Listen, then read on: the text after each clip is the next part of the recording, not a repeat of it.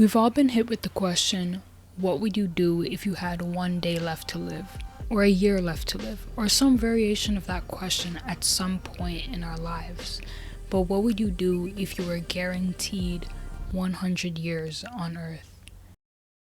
Living until 100 is honestly unrealistic for the majority of us, but the reason I thought about the question, what I would do with 100 years on Earth so seriously, is because my great-grandma lived until she was 114, and my great-grandma is 100, now 101. So it's not out of the realm of possibility that I can make it close to that.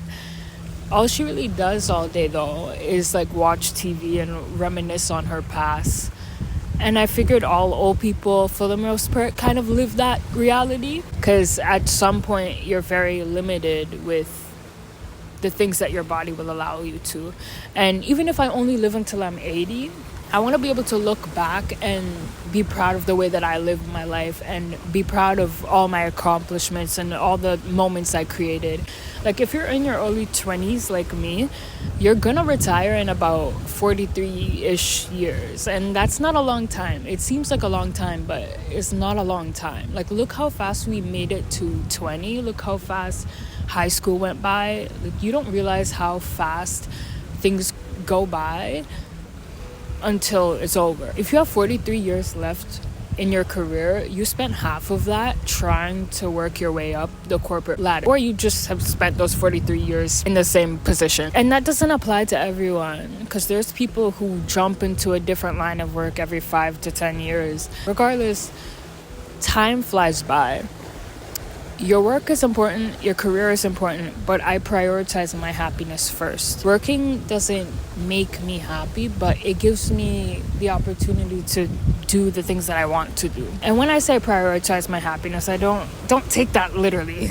I mean, if that was the case, I wouldn't even show up to work. As miserable as you are in your job, if you're only complaining about it and not at least enjoying your days off or pushing yourself forward, you're always going to feel stuck and unhappy. As much as your career and money is important, like once you reach a certain amount in your bank account, like there's never an amount that you'll feel like is enough. If you make $1 million, your next goal is to make $2 million.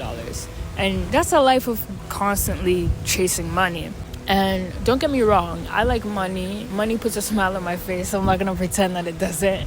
But I'm not going to chase it my entire life. I think a huge issue with not only mindset, but with people around my age, is that we constantly have social media where we compare our aspirations to other people's success. They kind of make it seem like they started it all like within a couple of months and it all just worked out and they were all successful, and like I feel like that's what we constantly see. Seeing that kind of stuff can kind of make you feel discouraged from doing your own thing. And we're all aware that success doesn't come overnight, but constantly seeing other people do the things that you want can kind of make you feel discouraged from continuing to try.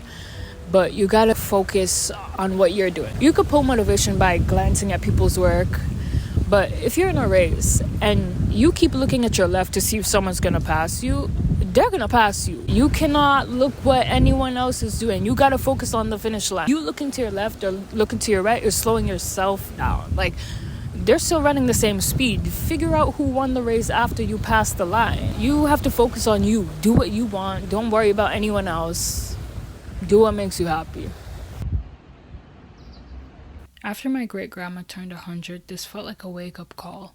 It's what motivated me initially to take this trip, even if it wasn't with friends. After her birthday, it had me reflecting on the past 22 years of my life, looking back at the past 5, wishing I had focused on different things, but with time everything changes and I could possibly say the same thing about these next 5 years. What I've learned and what I have to keep reminding myself is that there will always be stressful moments here and there.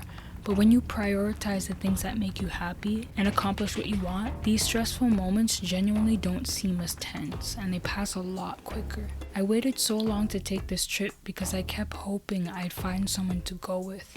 I just didn't want to go alone. But honestly, if I kept waiting for that, I'd probably be waiting forever. I was also waiting for success. It's not like I was just sitting around doing nothing. I was definitely putting in work, but sometimes it feels impossible to move forward when you're not even sure what you're aiming for. I don't have a dream job or a clear goal, and that can make it hard to know what to work towards. But at some point, I realized I couldn't keep putting my life on hold.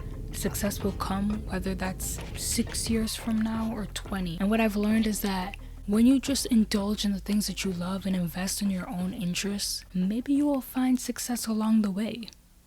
Everything you did, every friend you met, every family member you love, every happy memory you made is what makes life special. We don't know if there's another life after this, so as corny as it sounds, we have to cherish this one. I don't know if any of you are like this, but it feels like the closer I am to recognizing my mortality, the more alive I feel. What makes life more special, whether you believe in an afterlife or not, is that there's an end, there's a finish line. I'm not in a rush to get there, but the knowledge that my life will inevitably end motivates me to pack it with all these adventures and memories and as many meaningful connections as I can.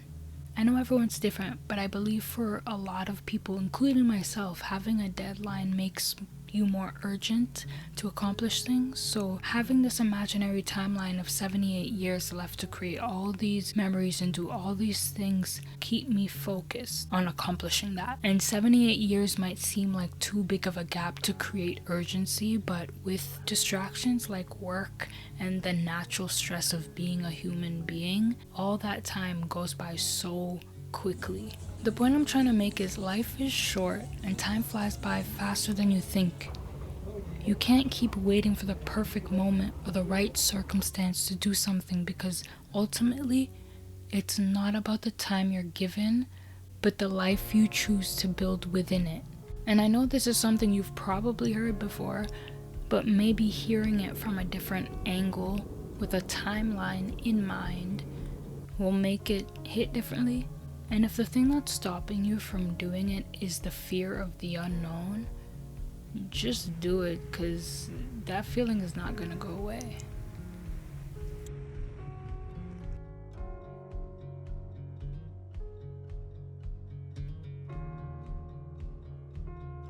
Now, here are a bunch of clips that I originally planned on using for a vlog, but I'm not making it anymore, so I have nowhere else to put these. Enjoy.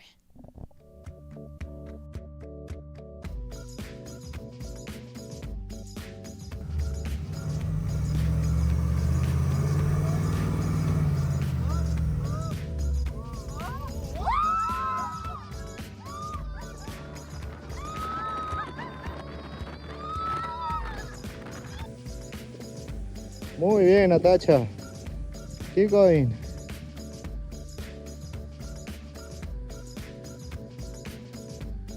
Now you can gain more speed.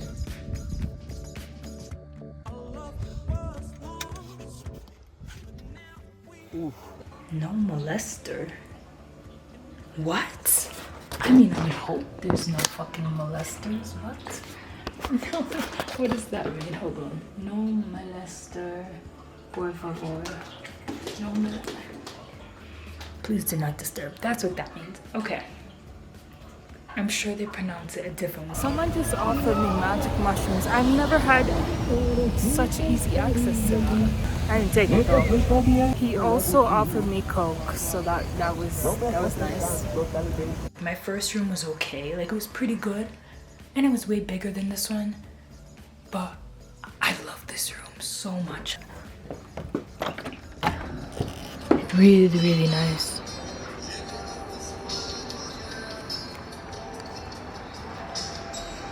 And this is the bedroom. This is nice. This is really nice. Hold on, I kind of want to open this. Oh wow! There's no problem with that. Okay, I am gonna show you guys the balcony though, like outside my room. Cause that is like The ultimate fucking view. This is incredible.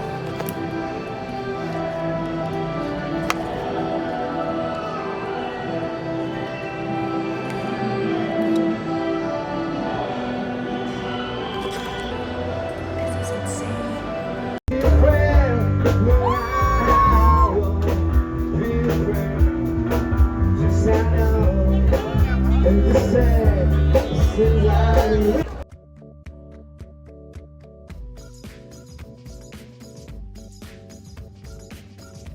Okay, ignore my hair because I look like a homeless person. I just washed it. I haven't put any products in it yet. I just wanted to show you guys. Look at my nose. Hold on. I need better lighting. Look at my nose. This is horrible lighting. What the fuck? Oh my god. I saw other black people with their dry skin here, but I thought there was just something wrong with them. I didn't know this was gonna happen. Oh my god. I'm finally out of here. I'm leaving paradise. It's kind of cold here, so I'm kind of glad, but I'm going to Mexico, so for like 8 hours. I never thought that I would travel here. Well, this wasn't even on the bucket list, to be honest. I had to walk to the hotel from this train station in the fucking van. I don't love adventure anymore. Look at that. Oh my god.